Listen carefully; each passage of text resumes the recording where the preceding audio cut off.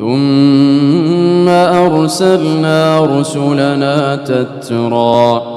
كلما جاء أمة رسولها كذبوه فأتبعنا بعضهم بعضا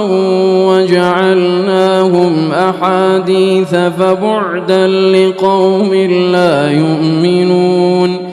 ثم أرسلنا موسى وأخاه هارون بآياتنا وسلطان